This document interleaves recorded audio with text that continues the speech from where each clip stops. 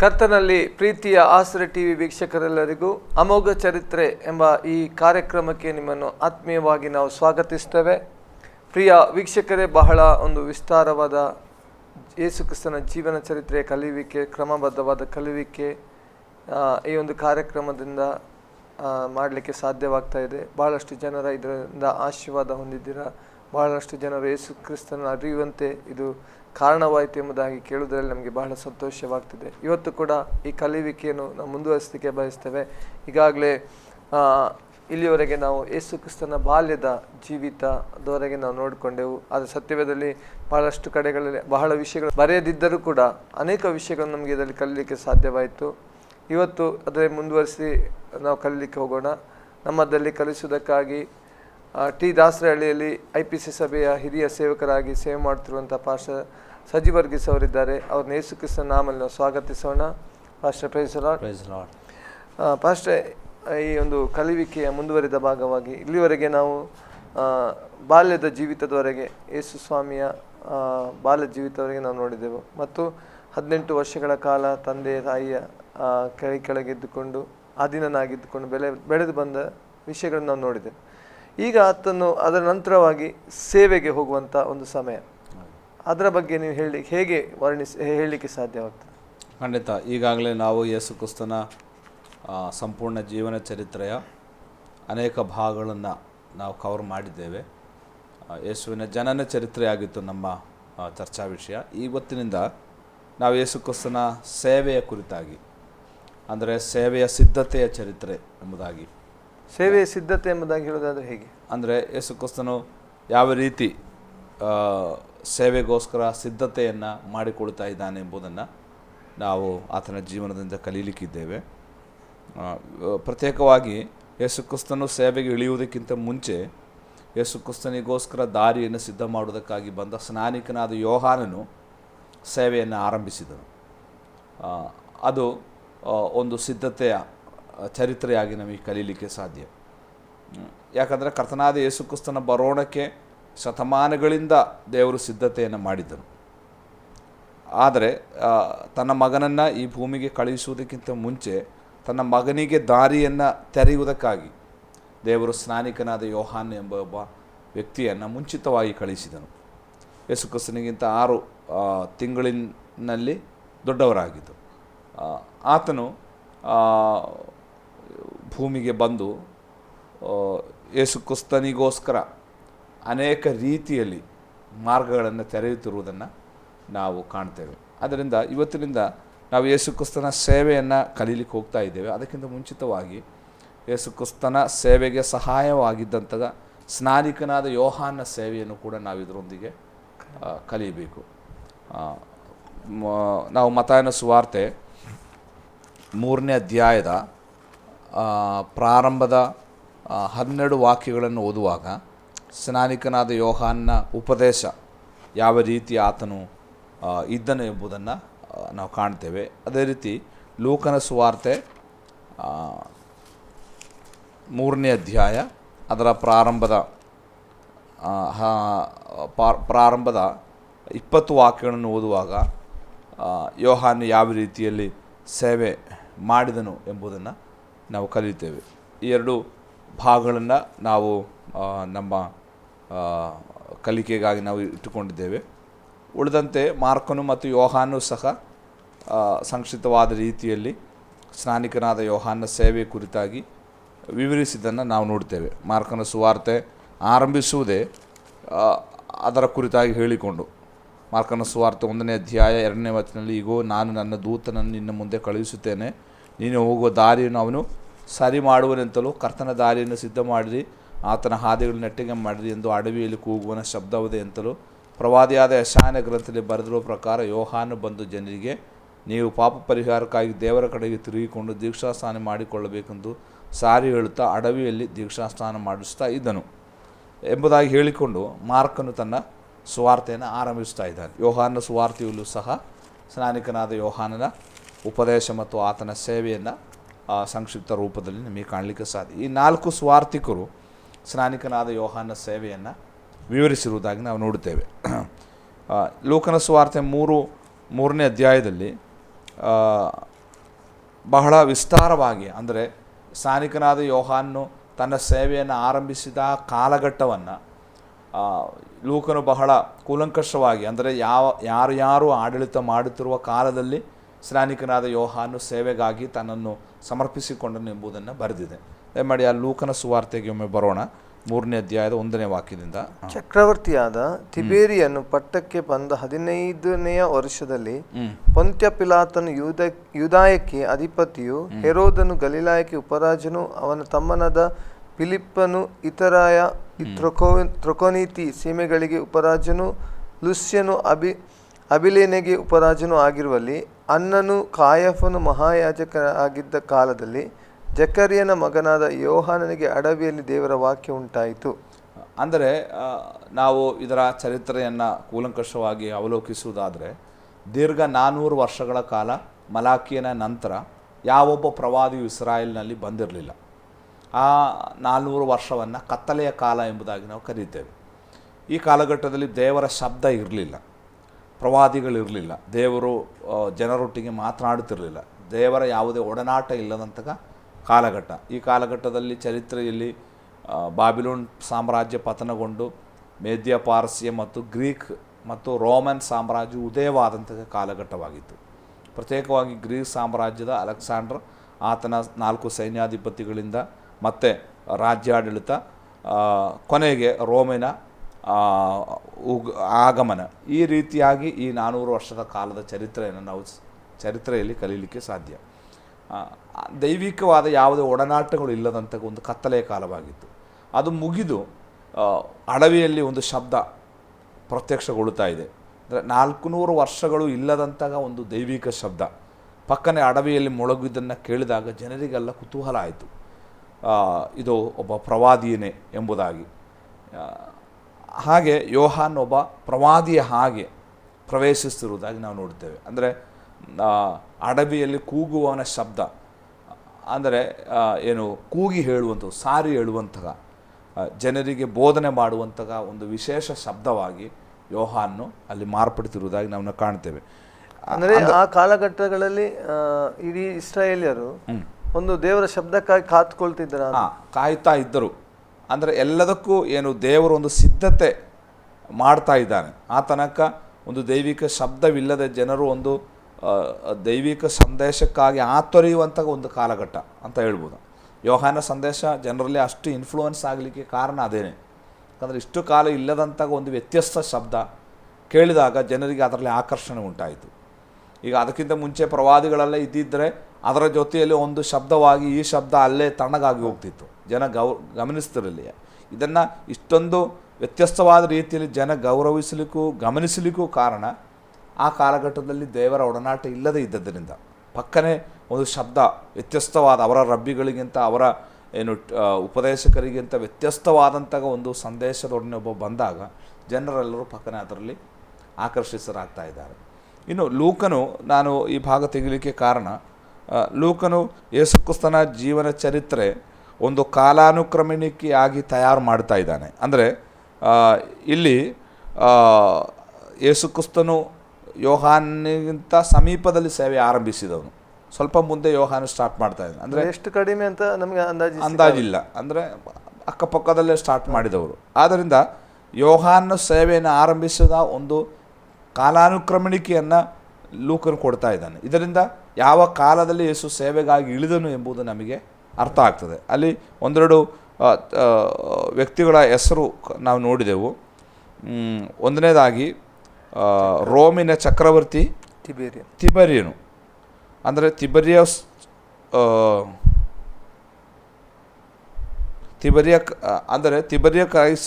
ಕೈಸರನು AD 14ರಿಂದ 37 ಈ ಕಾಲಘಟ್ಟದಲ್ಲಿ ಆಡಳಿತ ಮಾಡಿದಂಥ ಒಬ್ಬ ವ್ಯಕ್ತಿ. AD 14ರಿಂದ 37ನೇ ಇಸ್ವಿಯ ತನಕ. ಅನಂತರ ನಾವು ಓದ್ತೇವೆ ತಿಬೆರಿಯನು ಪಟ್ಟಕ್ಕೆ ಬಂದ 15ನೇ ವರ್ಷ ಎಂಬುದಾಗಿ ಅಲ್ವಾ. ಆಮೇಲೆ ಪೊಂತ್ಯ ಪೀಲ ಯೂದಾಯಕ್ಕೆ ಯಾರಾಗಿದ್ದನು? ಅಧಿಪತಿಯಾಗಿದ್ದನು, ಅಂದರೆ ಯೂದಾಯದ ಗವರ್ನರ್ ಆಗಿದ್ದನು. ಅವನ ಆಡಳಿತ ಕಾಲ AD 26ರಿಂದ 36, 10 ವರ್ಷಗಳ ಕಾಲವಾಗಿತ್ತು. ಆತನು ಯೂದಾಯವನ್ನು ಆಳಿದಂಥದ್ದು ಗವರ್ನರ್ ಆಗಿ. ಆಮೇಲೆ ಇನ್ನೊಬ್ಬ ವ್ಯಕ್ತಿ ಹೇರೋದನ ಉಪರಾಜನು ತನ್ನ ತಮ್ಮನಾದ ಫಿಲಿಪ್ಪನು ಇತುರಾಯ ತ್ರಿಕೋನಿಯ ಸೀಮೆಗಳಿಗೆ ಉಪರಾಜನು ಆಗಿದ್ದನು ಎಂಬುದಾಗಿ ನಾವು ನೋಡುತ್ತೇವೆ. ಹೇರೋದ ಅಂತಿಪನು ಗಲೀಲಾಯವನ್ನು ಆಳಿದ್ದು BC 4ರಿಂದ AD 39ರವರೆಗೆ ಆಗಿತ್ತು. ಹೇರೋದ ಫಿಲಿಪ್ಪನು ಇತುರ್ಯ ಮುಂತಾದ ಸ್ಥಳಗಳಿಗೆ ತಾನು ರಾಜನಾದದ್ದು BC 4ರಿಂದ AD 34ರವರೆಗೆ. ಇನ್ನು ಅಲ್ಲಿ ಮಹಾಯಾಜಕನ ಕುರಿತಾಗಿ ಹನ್ನನ ಕುರಿತಾಗಿ ಹನ್ನ AD 6ರಿಂದ AD 15ನೇ ತನಕ ಆತನು ಮಹಾಯಾಜಕನಾಗಿದ್ದನು. ಕಾಯಫನು AD 18ರಿಂದ AD 36ರ ತನಕ ಮಹಾಯಾಜಕನಾಗಿದ್ದರು. ಅಂದರೆ ಇಲ್ಲಿ ಒಂದು ವ್ಯಕ್ತವಾದ ಕಾಲಘಟ್ಟವನ್ನು ಯೋಹಾನ ಹೇಳ್ತಾ ಇದ್ದಾನೆ. ಇಂತಿಂಥವರು ಆಡಳಿತ ಮಾಡುತ್ತಿರುವಾಗ ಇಂಥ ಕಾಲದಲ್ಲಿ ಎಂಬುದಾಗಿ ಒಂದು ಸ್ಪಷ್ಟವಾದ ಕಾಲಘಟ್ಟವನ್ನು ಯೋಹಾನ ಸೇವೆ ಆರಂಭಿಸುವುದಕ್ಕೆ ಲೂಕನು ಗುರುತಿಸ್ತಾ ಇದ್ದಾನೆ. ಅಂದರೆ ಇದೆಲ್ಲ ಚರಿತ್ರೆಯಲ್ಲಿ ಯಾವತ್ತೋ ನಡೆದದ್ದು ಎಂಬುದಾಗಿ ಹೇಳೋಕ್ಕಾಗಲ್ಲ. ಯಾಕಂದರೆ ಇದೆಲ್ಲ ನಡೆದಕ್ಕೆ ಒಂದು ನಿರ್ದಿಷ್ಟವಾದ ಕಾಲಘಟ್ಟವಿದೆ, ಇಂತಿಂಥ ಸಮಯದಲ್ಲಿ ಇದು ನಡೆಯಿತು ಎಂಬುದಾಗಿ ನಾವು ಗಮನಿಸ್ತೇವೆ. ಅದು ಮಾತ್ರವಲ್ಲ, ಲೂಕನು 3ನೇ ಅಧ್ಯಾಯದ 23ನೇ ವಚನಕ್ಕೆ ಬರುವಾಗ ಅಲ್ಲಿ ಯೇಸು ಕ್ರಿಸ್ತನ ಕುರಿತಾಗಿ ಹೇಳುವಂಥದ್ದು, ಯೇಸು ಉಪದೇಶ ಮಾಡುವುದಕ್ಕೆ ಪ್ರಾರಂಭಿಸಿದಾಗ ಹೆಚ್ಚು ಕಡಿಮೆ 30 ವರ್ಷ ಆಗಿದ್ದನು ಎಂಬುದಾಗಿ ಅಲ್ವಾ. ಇನ್ನು ನಾವು ಯೋಹಾನ ಸುವಾರ್ತೆ 2ನೇ ಅಧ್ಯಾಯದ 20ನೇ ವಚನ ಓದುವಾಗ ಯೆರೂಸಲೇಮ್ ದೇವಾಲಯವನ್ನು ಕಟ್ಟಿದ್ದು ಎಷ್ಟು ವರ್ಷದಿಂದ? ಹೆರೋದನ ಕಟ್ಟಿದ್ದು 46 ವರ್ಷಗಳಿಂದ ಕಟ್ಟಿದನು ಎಂಬುದಾಗಿ ನಾವು ನೋಡುತ್ತೇವೆ. ಅಂದರೆ ಹೆರೋದ ಗ್ರೇಟ್, ದೊಡ್ಡ ಹೆರೋದನು ದೇವಾಲಯದ ಕೆಲಸ ಆರಂಭಿಸಿದ್ದು BC 20ರಲ್ಲಿ, ಬಿಫೋರ್ ಕ್ರೈಸ್ಟ್ 20ರಲ್ಲಿ. ತಿಬರ್ಯ ಕೈಸರ್ನು ಆಡಳಿತ ಆರಂಭಿಸಿದ್ದು AD 11ರಿಂದ AD 25 ಅಥವಾ 26ರಲ್ಲಿ ಈ ಘಟನೆ ನಡೆಯುತ್ತಾ ಇದೆ. ಅಂದರೆ ತಿಬರಿಯಾಸ್ ಕೈಸರ್ನು ಪಟ್ಟಕ್ಕೆ ಬಂದ 15ನೇ ವರ್ಷ ಅಂತ ಹೇಳಿದರೆ AD 26 ಆಗ್ತದೆ. AD 26ರಲ್ಲಿ ಯೋಹಾನು ಸೇವೆಯನ್ನು ಆರಂಭಿಸಿದ್ದಾನೆ. ನಾನು ಈ ಲೆಕ್ಕಾಚಾರವೆಲ್ಲ ಹೇಳಿದ್ದು ಇದು ಸುಮ್ಮನೆ ಊಹಾಪೋಹೆಗಳಲ್ಲ. ಬೈಬಲ್ನಲ್ಲಿ ವ್ಯಕ್ತವಾದಂತಹ ಕಾಲಘಟ್ಟವಿದೆ. ಇದು ನಡೆದದ್ದು ಚರಿತ್ರೆಯಲ್ಲಿ ನಡೆದ ಇಂಥ ಸಮಯದಲ್ಲಿ ಇದು ನಡೆಯಿತು ಎಂಬುದಾಗಿ ನಮಗೆ ವ್ಯಕ್ತವಾಗಿ ಲೆಕ್ಕ ಹಾಕಲಿಕ್ಕೆ ಸಾಧ್ಯ. ಆದ್ದರಿಂದ ನಮಗೆ ಯೋಹಾನು ಸೇವೆಯನ್ನು ಆರಂಭಿಸಿದ್ದು AD 26ರಲ್ಲಿ ಅಂತ ನಮಗೆ ಸಂಕ್ಷಿಪ್ತವಾಗಿ ಅಥವಾ ಧೈರ್ಯವಾಗಿ ನಮಗೆ ಹೇಳಲಿಕ್ಕೆ ಸಾಧ್ಯ. ಇನ್ನು ಆತನು ಸೇವೆಯನ್ನು ಆರಂಭಿಸಿದ ಸ್ಥಳದ ಕುರಿತಾಗಿ ನಾವು ಯೋಹಾನ ಸುವಾರ್ತೆ 1ನೇ ಅಧ್ಯಾಯದ 28ನೇ ವಚನದಲ್ಲಿ ನಾವು ನೋಡುತ್ತೇವೆ. ಯೋಹಾನ ಸುವಾರ್ತೆ 1ನೇ ಅಧ್ಯಾಯದ 28ನೇ ವಚನ, ಇದೆಲ್ಲ ಯೋರ್ದನ್ ಹೊಳೆಯ ಆಚೆ ಕಡೆಯಲ್ಲಿ ಇರುವ ಬೆತಾನ್ಯದಲ್ಲಿ ನಡೆಯಿತು. ಅಲ್ಲಿ ಯೋಹಾನನು ಸ್ನಾನ ಮಾಡಿಸ್ತಾ ಇದ್ದನು ಎಂಬುದಾಗಿ. ಇನ್ನು ನಾವು ಅದೇ ಯೋಹಾನ ಸುವಾರ್ತೆ 11ನೇ ಅಧ್ಯಾಯ 1ನೇ ವಚನದಲ್ಲಿ ಹೇಳಲ್ಪಡುವ ಬೆತಾನ್ಯ ಅಲ್ಲ, ಯಾಕಂದರೆ 2 ಬೆತಾನ್ಯ ಇದೆ ಬೈಬಲ್ನಲ್ಲಿ. ಹೊಸ ಒಡಂಬಡಿಕೆಯಲ್ಲಿ 2 ಬೆತಾನ್ಯ ಇದೆ. ಆದ್ದರಿಂದ ಇದು ಯೋಹಾನ 11:1ರಲ್ಲಿ ಇರತಕ್ಕಂಥ ಯೆರೂಸಲೇಮಿನ ಸಮೀಪದಲ್ಲಿರುವ ಬೆತಾನ್ಯ ಅಲ್ಲ. ಇದು ಯಾವುದು? ಯೋರ್ದಾನ ಆಚೆ ಇರತಕ್ಕಂತಹ ಬೆತಾನ್ಯ ಎಂಬುದಾಗಿ. ಆದ್ದರಿಂದ ಯೋರ್ದಾನ ಆಚೆ ಹೇರೋದ ಅಂತಿಪನು ಅಧಿಕಾರದಲ್ಲಿ ಇರತಕ್ಕಂತಹ ಪೆರಿಯ ಬೆತೂನ್ಯ ಎಂಬಂತಹ ಸ್ಥಳವನ್ನು ಒಳಗೊಂಡಂತಹ ಯಾವುದು? ಬೆತಾನ್ಯವಾಗಿದೆ. ಅಲ್ಲಿ ಆತನು ಏನು ಮಾಡ್ತಾ ಇದ್ದಾನೆ? ತನ್ನ ಸೇವೆಯನ್ನು ಆರಂಭಿಸಿರುವುದಾಗಿ ನಾವು ನೋಡ್ತಾ ಇದ್ದೇವೆ. ಈಗ ನಾವು ಸ್ನಾನಿಕನಾದ ಯೋಹಾನ್ನ ಕೆಲವೊಂದು ವಿಶೇಷತೆಯನ್ನು ನಾವು ಗಮನಿಸೋಣ.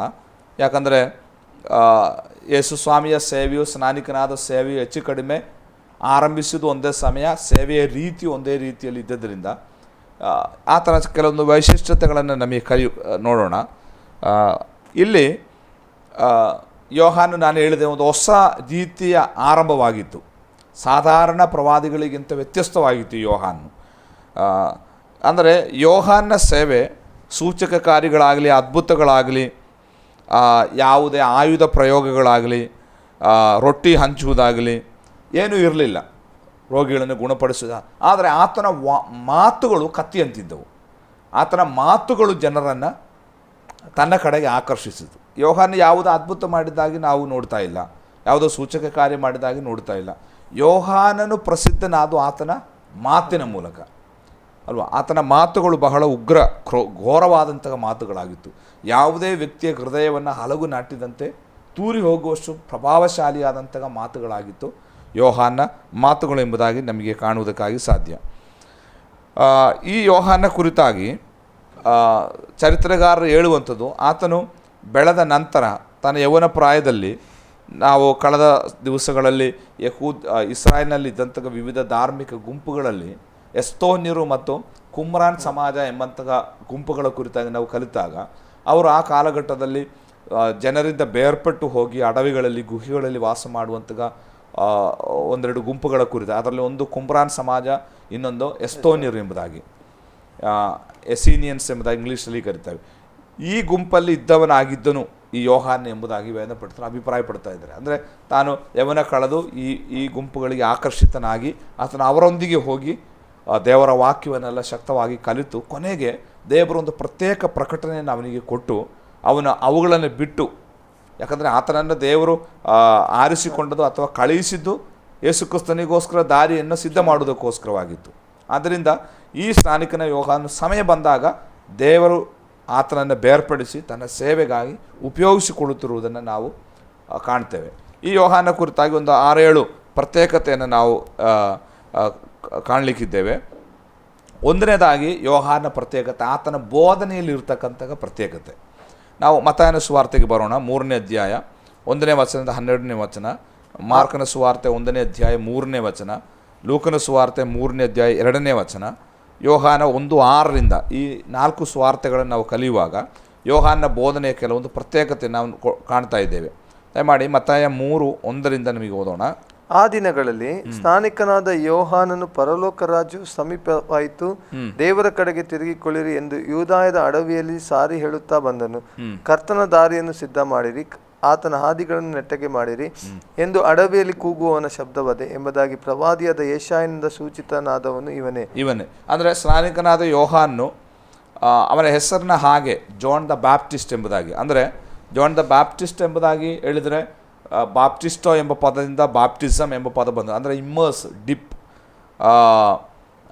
ಏನು ಮುಳುಗಿಸು, ಅಂದರೆ ದೀಕ್ಷಾಸ್ನಾನ ಮಾಡಿಸುವ ಯೋಹಾನ ಎಂಬುದಾಗಿ ಜಾನ್ ದ ಬ್ಯಾಪ್ಟಿಸ್ಟ್ ಎಂಬುದಾಗಿ ನಾವು ಕರೀತೇವೆ. ಈತನು ಅನೇಕ ರೀತಿಯಲ್ಲಿ ವ್ಯತ್ಯಾಸನು. ಒಂದು, ನಾವು ಓದಿದ ವಾಕ್ಯದಲ್ಲಿ ಯೋಹಾನನು ಸಿದ್ಧ ಮಾಡುವವನು ಅಲ್ವಾ, ಅಲ್ಲಿ ನಾವು ಓದ್ತೇವೆ ಕರ್ತನ ದಾರಿಯನ್ನು ಸಿದ್ಧ ಮಾಡಿದ್ರೆ ಆತನ ಹಾದಿಗಳನ್ನು ನೆಟ್ಟಗೆ ಮಾಡಿರಿ, ಅಂದರೆ ಜಾನ್ ದ ಪ್ರಿಪೇರರ್ ಎಂಬುದಾಗಿ ನಾವು ಆತನ ಕರೀತೇವೆ. ಅಂದರೆ ಸಿದ್ಧ ಮಾಡುವ ಯೋಹಾನು. ಯಾರಿಗೆ ಸಿದ್ಧ ಮಾಡುವಂಥದ್ದು? ಯೇಸು ಕ್ರಿಸ್ತನಿಗೋಸ್ಕರ ದಾರಿಯನ್ನು ಸಿದ್ಧ ಮಾಡುವಂತಹ ಯೋಹಾನು. ಆತನ ಕೆಲಸ, ಆತನನ್ನು ದೇವರು ಕಳುಹಿಸಿರುವಂಥದ್ದು ಕರ್ತನಿಗೋಸ್ಕರ ದಾರಿಯನ್ನು ಸಿದ್ಧ ಮಾಡುವುದಕ್ಕೋಸ್ಕರವಾಗಿತ್ತು. ಇಲ್ಲಿ ನಾವು ನೋಡತಕ್ಕಂತಹ ಕೆಲವು ಸಂದೇಶ ಅಂದರೆ, ಕರ್ತನಾದ ಯೇಸು ಕ್ರಿಸ್ತ ನಮ್ಮ ಹೃದಯದೊಳಗೆ ಪ್ರವೇಶಿಸಬೇಕಾದ್ರೆ ನಮ್ಮಲ್ಲಿಯೂ ಕೆಲವು ಸಿದ್ಧತೆಗಳು ನಡೆಸಬೇಕು. ನಾವು ಲೂಕನ ಸುವಾರ್ತೆಗೆ ಬರುವಾಗ 3ನೇ ಅಧ್ಯಾಯದ 4ನೇ ವಚನಕ್ಕೆ ಹೋಗುವಾಗ ಅಲ್ಲಿ ನಮ್ಮಲ್ಲಿ ಉಂಟಾಗಬೇಕಾದ 6 ರೀತಿಯ ಸಿದ್ಧತೆಯನ್ನು ಯೋಹಾನ ಹೇಳ್ತಾ ಇದ್ದಾನೆ. ಒಂದು, ಕರ್ತನ ದಾರಿಯನ್ನು ಸಿದ್ಧ ಮಾಡಿರಿ ಅಲ್ವಾ. 2, ದಾರಿಯನ್ನು ನೆಟ್ಟಗೆ ಮಾಡಿರಿ. 3, ಹಳ್ಳಕೊಳ್ಳಗಳು, ವ್ಯಾಲೀಸ್, ಅಂದರೆ ನಮ್ಮ ಜೀವಿತದಲ್ಲಿ ಅನೇಕ ನಿರಾಶೆ, ನಿರುತ್ಸಾಹ, ಅಪನಂಬಿಕೆ ಮುಂತಾದ ಹಳ್ಳಗಳಿದೆ, ಅದನ್ನು ನಾವು ತುಂಬಬೇಕು. ಮತ್ತು 4ನೇದಾಗಿ ಬೆಟ್ಟಗಳು ತಗ್ಗಿಸಲ್ಪಡಬೇಕು. ಅಂದರೆ ನಮ್ಮೆಲ್ಲರ ಜೀವಿತದಲ್ಲಿ ಅಹಂಕಾರ, ಹೆಮ್ಮೆ ಪಡುವಂಥದ್ದು, ಹೆಚ್ಚಿಸಿಕೊಳ್ಳುವಂತಹ ಬೆಟ್ಟಗಳಿದ್ದಾವೆ, ಅದನ್ನು ನಾವು ತಗ್ಗಿಸಬೇಕು. ಮತ್ತು 5ನೇದಾಗಿ ಡೊಂಕಾದ ಮಾತುಗಳು ಅಲ್ವಾ, ಡೊಂಕಾದ ಸಂಗತಿಗಳು, ಅದು ನಮ್ಮ ಮಾತಿನಲ್ಲಿ ಅಥವಾ ನಮ್ಮ ವ್ಯವಹಾರದಲ್ಲಿರುವಂತಹ ಡೊಂಕುತನಗಳು, ಆಗ ಡೊಂಕನ್ನು ನಾವು ನಿವಾರಿಸಬೇಕು. ಮತ್ತು ಕೊರಕಲಾದ ಅಂದರೆ ಗಟ್ಟಿಯಾದ, ರಫ್ ಆದಂತಹ, ಅಂದರೆ ಕ್ಷಮಿಸಲಿಕ್ಕಾಗದಂತಹ, ಪ್ರೀತಿಸಲಿಕ್ಕಾಗದಂತಹ ಅನ್ಲವ್ ಆಟಿಟ್ಯೂಡ್ ಅಂತ ಹೇಳ್ತಾರೆ. ಏನು, ನಮ್ಮ ಮನೋಭಾವನೆಗಳು ಕೊರಕಲಾದಂತಹ, ರಫ್ ಆದಂತಹ ನಮ್ಮ ಆಟಿಟ್ಯೂಡ್ಗಳು, ಇದನ್ನೆಲ್ಲ ನಾವು ನೀಗಿಸುವಾಗ ಮಾತ್ರವೇ ಕರ್ತನಿಗೆ ನಮ್ಮೊಳಗೆ ಪ್ರವೇಶಿಸಲಿಕ್ಕೆ ಸಾಧ್ಯವಾಗುವಂಥದ್ದು. ಅಲ್ಲೇ ಯೋಹಾನ ಹೇಳ್ತಾ ಇದ್ದಾನೆ, ಎಲ್ಲ ಮನುಷ್ಯರು ದೇವರಿಂದ, ಆಗ ಎಲ್ಲ ಮನುಷ್ಯರು ದೇವರಿಂದ ಸಿದ್ಧವಾದ ರಕ್ಷಣೆಯನ್ನು ಕಾಣುವರು ಎಂಬುದಾಗಿ. ಆಗ ದೇವರು ರಕ್ಷಣೆಯನ್ನು ಸಿದ್ಧ ಮಾಡಿಟ್ಟಿದ್ದಾನೆ, ಅದು ನಾವು ಅನುಭವಿಸಬೇಕಾದ್ರೆ ನಮ್ಮಲ್ಲಿ ಒಂದು ಸಿದ್ಧತೆ ಬಹಳ ಅನಿವಾರ್ಯವಾದ ಸಂಗತಿ. ಇವತ್ತು ಅನೇಕರಿಗೆ ಆ ರಕ್ಷಣೆಯ ಸಂತೋಷ, ಭಾಗ್ಯ ಸಿಗದೇ ಇರಲಿಕ್ಕೆ ಕಾರಣ ದೇವರು ರಕ್ಷಣೆಯನ್ನು ನಮಗೋಸ್ಕರ ಸಿದ್ಧ ಮಾಡಿಟ್ಟಿದ್ದಾನೆ. ನಾವು ಆ ರಕ್ಷಣೆಯನ್ನು ಸ್ವೀಕರಿಸುವುದಕ್ಕೆ ನಮ್ಮಲ್ಲಿ ಒಂದು ಸಿದ್ಧತೆ ನಡೆಸದೇ ಇರುವುದೇ ಆ ರಕ್ಷಣೆ ನಾವು ಅನುಭವಿಸದೇ ಇರುವುದಕ್ಕೆ ಅಡ್ಡಿಯಾಗಿರುವಂಥದ್ದು. ಆದ್ದರಿಂದ ಯೋಹಾನು ನೀವು ಆ ರಕ್ಷಣೆಯನ್ನು ಕಾಣಬೇಕಾದರೆ ನೋಡಿ, ಯೆಶಾಯನ ಗ್ರಂಥ 40ರಲ್ಲಿ ರಕ್ಷಣೆಯನ್ನು ಕಾಣುವುದಿಲ್ಲ. ಯಾಕೆ? ನೀವು ನಿಮ್ಮ ದಾರಿಗಳು ಡೊಂಕಾದರೆ, ಬೆಟ್ಟಗಳು ತಗ್ಗಿಸಲ್ಪಡದೇ ಇದ್ದರೆ, ಹಳ್ಳಗಳು ತುಂಬದೇ ಇದ್ದರೆ, ಡೊಂಕಾದ ಸಂಗತಿಗಳು, ಕೊರಕಲಾದ ಸಂಗತಿ ನೀವು ಸರಿಪಡಿಸದೇ ಇದ್ದರೆ ನೀವು ದೇವರ ಮಹಿಮೆಯನ್ನು ಅಥವಾ ರಕ್ಷಣೆಯನ್ನು ಕಾಣುವುದಿಲ್ಲ. ಕಾಣಬೇಕಾದರೆ ಇದನ್ನೆಲ್ಲ ನಾವೇನು ಮಾಡಬೇಕು? ಸಿದ್ಧ ಮಾಡಬೇಕು. ಒಂದನೇದಾಗಿ ಯೋಹಾನ ಕುರಿತಾಗಿ ಸಿದ್ಧ ಮಾಡುವ ಜಾನ್ ದ ಪ್ರಿಪೇರರ್, ಸಿದ್ಧ ಮಾಡುವ ಯೋಹಾನ್. ಇನ್ನು ಎರಡನೇದಾಗಿ ಜಾನ್ ದ ವಾಯ್ಸ್, ಶಬ್ದವಾದ ಯೋಹಾನ್ ಎಂಬುದಾಗಿ. ನಾವು ಯೋಹಾನ ಕುರಿತಾಗಿ ಪದೇ ಪದೇ ಓದುವಂಥ ಮಾತು ಅಡವಿಯಲ್ಲಿ ಕೂಗುವವನ ಶಬ್ದವದೆ ಎಂಬುದಾಗಿ. ಅಂದರೆ ಯೋಹಾನ್ ಒಂದು ಶಬ್ದ, ದೇವರ ಶಬ್ದ. ಅಂದರೆ ವರ್ಡ್, ವಾಕ್ಯ ಯೋಹಾನ್ ಅಲ್ಲ, ವಾಕ್ಯ ಯೇಸುಕ್ರಿಸ್ತನು. ಯೇಸುಕ್ರಿಸ್ತನ ಕುರಿತಾಗಿ ಯೋಹಾನ 1:1 ಓದುವಂಥದ್ದು, ಆದಿಯಲ್ಲಿ ವಾಕ್ಯವಿತ್ತು, ವಾಕ್ಯ ದೇವರ ಬಳಿಯಲ್ಲಿತ್ತು, ಆ ವಾಕ್ಯ ದೇವರಾಗಿತ್ತು. ವರ್ಡ್ ಈಸ್ ಎ ಗಾಡ್, ಅಂದರೆ ವಾಕ್ಯವು ದೇವರಾಗಿದ್ದರು. ಆ ದೇವರು ಯಾರು? ಯೇಸುಕ್ರಿಸ್ತನು. ಈಗ ಆ ದೇವರ ಮಾತಾಗಿದ್ದಾನೆ ಯಾರು? ಶಬ್ದ, ಆ ದೇವರ ಶಬ್ದವಾಗಿದೆ ಯೋಹಾನ್. ಅಂದರೆ ಯೋಹಾನು ವರ್ಡ್ ಅಲ್ಲ, ದೇವರಲ್ಲ, ಯೋಹಾನು ಶಬ್ದ ಮಾತ್ರ. ಅದು ಯೋಹಾನ ಪ್ರತ್ಯೇಕತೆ. ಆತನ ಧ್ವನಿ ಕೂಗಿ ಹೇಳುವಂಥದ್ದು. ಇಲ್ಲಿ ನಾವೆಲ್ಲರೂ ದೇವರ ಶಬ್ದ ಆಗಬೇಕು ಅಂತ ದೇವರ ಬಯಕೆ. ನಮಗೆಲ್ಲರಿಗೂ ದೇವರ ಶಬ್ದ ಆಗಲಿಕ್ಕೆ ಸಾಧ್ಯ, ಕೆಲವು ಯೋಹಾನಿಗೆ ಮಾತ್ರವಲ್ಲ, ನಾವೆಲ್ಲರೂ ದೇವರ ಶಬ್ದ ಆಗಬೇಕು. ಯಾಕಂದರೆ ಇವತ್ತು ಯೇಸುಕ್ರಿಸ್ತನು ಈ ಭೂಮಿಯಲ್ಲಿ ಇಲ್ಲ. ಇವತ್ತು ಯೇಸುಕ್ರಿಸ್ತನ ಪರವಾಗಿ ನಾವಿದ್ದೇವೆ. ನಮ್ಮ ಬಾಯಿ ಯೇಸುವಿಗಾಗಿ ನಾವು ಕೊಡಬೇಕು. ಆತನ ಮಾತುಗಳು ನಮ್ಮ ಬಾಯ ಮೂಲಕ ಅದು ಜನರಿಗೆ ತಲುಪಬೇಕು. ಈಗ ಇವತ್ತು ಆತನಿಗೆ ಕೈಗಳಿಲ್ಲ, ನಮ್ಮ ಕೈಗಳು ರೋಗಿಯ ಮೇಲೆ ಇಡಬೇಕು, ಆವಾಗ ದೇವರಲ್ಲಿ ಕಾರ್ಯ ಮಾಡುವಂಥದ್ದು. ಇವತ್ತು ಆತನಿಗೆ ಹೋಗಲಿಕ್ಕೆ ಕಾಲುಗಳಿಲ್ಲ, ನಮ್ಮ ಕಾಲುಗಳು ಆತನ ಕಾಲುಗಳು, ನಾವು ಆತನಿಗೋಸ್ಕರ ಹೋಗಬೇಕು. ನಮ್ಮ ಶಬ್ದ ದೇವರಿಗೋಸ್ಕರ ನಾವು ಕೊಡಬೇಕು. ಆದ್ದರಿಂದ ಯೋಹಾನು ತನ್ನ ಶಬ್ದವನ್ನು ದೇವರಿಗಾಗಿ ಕೊಟ್ಟ. ಯೋಹಾನು ವಾಕ್ಯ ಆಗಲಿಕ್ಕಾಗಲ್ಲ, ಅವನಿಗೆ ಶಬ್ದ ಆಗ್ಬೋದು. ನಮಗೂ ದೇವರಾಗಕ್ಕಾಗಲ್ಲ, ನಮಗೆ ದೇವರ ಶಬ್ದವಾಗಲಿಕ್ಕೆ ಸಾಧ್ಯ. ನಾವೆಲ್ಲರೂ ದೇವರ ಶಬ್ದ ಆಗಬೇಕು. ಯೋಹಾನ ಹಾಗೆ ದೇವರ ಶಬ್ದವನ್ನು ದೇವರಿಂದ ಹೊಂದಿ ನಾವು ಇತರರಿಗೆ ಕೊಡಬೇಕು. ಅದರಿಂದ ಎರಡನೇದಾಗಿ ಯೋಹಾನ ಪ್ರತ್ಯೇಕತೆ, ಅವನು ಒಂದು ಸಿದ್ಧ ಮಾಡುವನು, ಎರಡು ದೇವರ ಶಬ್ದವಾದವನು. ಮೂರನೇದಾಗಿ ನಾವಲ್ಲಿ ಓದ್ತೇವೆ ಜಾನ್ ದ ಪ್ರೀಚರ್, ಸಂದೇಶಕನು. ಯೋಹಾನ್ ಎಂಬ ಸಂದೇಶಕನು, ಅವನಿಗೊಂದು ವ್ಯಕ್ತವಾದ ಸಂದೇಶವಿತ್ತು. ಅವನ ಸಂದೇಶ ಏನು? ರಿಪೆಂಟ್, ಮಾನಸಾಂತರ ಪಡಿರಿ, ದೇವರ ಕಡೆಗೆ ತಿರುಗಿಕೊಳ್ಳಿರಿ ಎಂಬುದಾಗಿ. ನಮಗೆಲ್ಲರಿಗೂ ದೇವರು ಒಂದೊಂದು ಸಂದೇಶ ಕೊಟ್ಟಿದ್ದಾನೆ. ನಾವು ಅರ್ಥ ಮಾಡಿಕೊಳ್ಬೇಕು, ನನ್ನ ಸಂದೇಶ ಏನು, ಲೋಕಕ್ಕೆ ಕೊಡಲಿಕ್ಕಿರುವ ಸಂದೇಶ ನನ್ನಲ್ಲಿ ಏನಿದೆ ಎಂಬುದನ್ನು ನಾವು ಅರ್ಥ ಮಾಡಿಕೊಳ್ಬೇಕು. ಯೋಹಾನ ಹೇಳುವಂಥದ್ದು ಏನು? ನೀವೆಲ್ಲರೂ ದೇವರ ಆಶೀರ್ವಾದ ಹೊಂದಿಕೊಳ್ಳಬೇಕಾದ್ರೆ ನೀವು ಮಾನಸಾಂತರ ಪಡಬೇಕು, ಮನಸ್ಸಿಗೆ ಒಂದು ರೂಪಾಂತರ ಉಂಟಾಗಬೇಕು.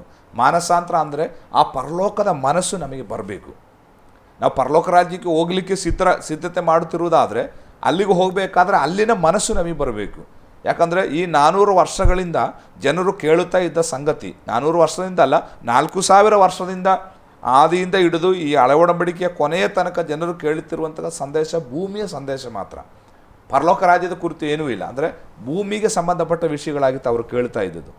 ಈ ಭೂಮಿಯ ರಾಜ್ಯವನ್ನು ನಮಗೆ ಹೇಗೆ ವಿಸ್ತಾರಗೊಳಿಸಬಹುದು, ಈ ಭೂಮಿಯಲ್ಲಿ ನಮಗೆ ಹೇಗೆ ಆಶೀರ್ವಿಸಲ್ಪಡ್ಬೋದು, ಇದಾಗಿತ್ತು 400 ವರ್ಷಗಳು ಪ್ರವಾದಿಗಳ ಮೂಲಕ ಕೇಳಿದಂತಹ ಶಬ್ದ. ಆ ಶಬ್ದಕ್ಕೆ ವಿಭಿನ್ನವಾದ ಶಬ್ದವಾಗಿತ್ತು ಯೋಹಾನಂದು.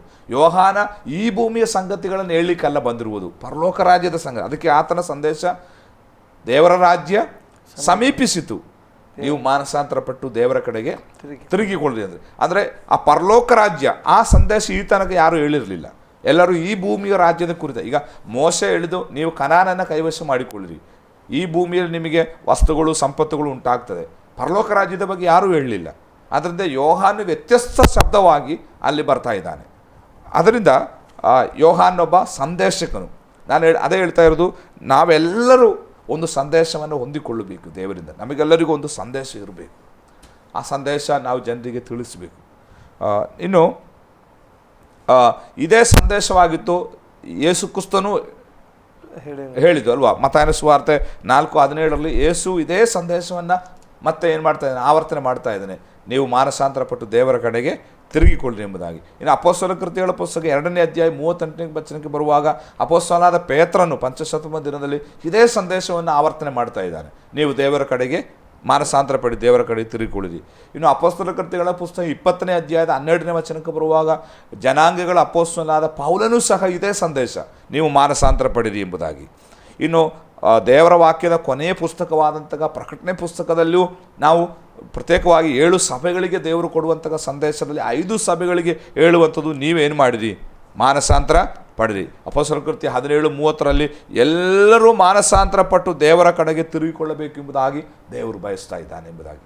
ಆದ್ದರಿಂದ ನಮ್ಮ ಮಾತುಗಳನ್ನು ಕೇಳುತ್ತಿರುವ ಪ್ರೇಕ್ಷಕರಲ್ಲಿ ಮಾನಸಾಂತರದ ಸಂದೇಶ ಈ ಮಾಧ್ಯಮದ ಮೂಲಕ ನಿಮ್ಮ ಮನೆಗೂ ನಿಮ್ಮ ಹತ್ತಿರಕ್ಕೂ ನಾವು ತರ್ತಾ ಇದ್ದೇವೆ. ಪರಲೋಕ ರಾಜ್ಯಕ್ಕೆ ನಾವು ಹೋಗಬೇಕಾ, ನಮ್ಮಲ್ಲಿ ಮಾನಸಾಂತರ ಉಂಟಾಗಬೇಕು. ಯೋಹಾನ ಅವತ್ತು ಸಾರಿದ ಸಂದೇಶ, ಅವತ್ತು ಆತನ ಅದನ್ನು ಆರಂಭಿಸಿದ, ಇವತ್ತು ನಮ್ಮೆಲ್ಲರ ಮೂಲಕ ಆ ಸಂದೇಶ ಮತ್ತೆ ಲೋಕಕ್ಕೆ ಆವರ್ತನೆಯಾಗಿ ಪ್ರತಿಧ್ವನಿಯಾಗಿ ಅದು ಮೊಳಗುತ್ತಾ ಇದೆ. ಮಾನಸಾಂತರ ಪಡಿರಿ, ಯಾಕಂದರೆ ಪರಲೋಕ ರಾಜ್ಯ ಸಮೀಪಿಸಿತು. ಆ ರಾಜ್ಯಕ್ಕೆ ಹೋಗಬೇಕಾದ್ರೆ ಈ ರಾಜ್ಯದ ಮನಸ್ಸಿನಿಂದ ನಮಗೆ ಹೋಗೋಕ್ಕಾಗಲ್ಲ. ಆ ರಾಜ್ಯದ ಮನಸ್ಸು ನಮ್ಮಲ್ಲಿ ಬರಬೇಕು. ಅದಕ್ಕಾಗಿ ನಮ್ಮಲ್ಲಿ ಒಂದು ನೂತನತನ ಉಂಟಾಗಬೇಕು. ಅದಕ್ಕಾಗಿ ನಮ್ಮ ಪಾಪಗಳನ್ನು ಅರಿಕೆ ಮಾಡಿಕೊಂಡು ಮಾನಸಾಂತರ ಪ್ರತಿದಿನ ನಮ್ಮಲ್ಲಿ ಮಾನಸಾಂತರ ಉಂಟಾಗುವಾಗ ಮಾತ್ರವೇ ಪರಲೋಕ ರಾಜ್ಯಕ್ಕೆ ಸೇರಲಿಕ್ಕೆ ನಮಗೆ ಸಾಧ್ಯ. ಆಮೇಲೆ ಪ್ರಿಯ ವೀಕ್ಷಕರೇ, ಒಂದು ವೇಳೆ ನಾವು ಮಾನಸಾಂತರ ಪಡೆದಿರುವುದಾದರೆ ಇವತ್ತು ನಮಗೆ ಸದಾವಕಾಶ. ದೇವಸೇವಕರು ಹೇಳಿದ ಹಾಗೆ ನಮ್ಮ ಜೀವಿತವನ್ನು ಪರೀಕ್ಷಿಸಿಕೊಂಡು ಮಾನಸಾಂತರ ಪಡೋಣ. ಕರ್ತನಿಗಾಗಿ ನಮ್ಮ ಹೃದಯ ತೆರೆಯೋಣ ಎಂಬುದಾಗಿ ಹೇಳುತ್ತಾ ಇವತ್ತಿನ ಕಾರ್ಯಕ್ರಮನ ಮುಗಿಸ್ತೇವೆ. ನಮ್ಮ ಮಧ್ಯದಲ್ಲಿ ಆಸರೆ ಟಿವಿಯಲ್ಲಿ ವಿಸ್ತಾರವಾಗಿ ಯೇಸು ಕ್ರಿಸ್ತನ ಜೀವನ ಚರಿತ್ರೆಯನ್ನು ಕಲಿಸಿಕೊಡುತ್ತಿರುವಂಥ ದೇವಸೇವಕರಿಗೆ ಆಸರೆ ಟಿವಿ ಪರವಾದಂಥ ವಂದನೆಗಳು. ಪ್ರೈಸರ ಪಾಸ್ಟರ್, ಇನ್ನೊಂದು ಸಂಚಿಕೆಯಲ್ಲಿ ನಾವು ಬರಲಿಕ್ಕಿದ್ದೇವೆ. ತಪ್ಪದೆ ವೀಕ್ಷಿಸಿ ನಿಮ್ಮ ನೆಚ್ಚಿನ ಆಸರೆ ಟಿವಿ. ವಂದನೆಗಳು.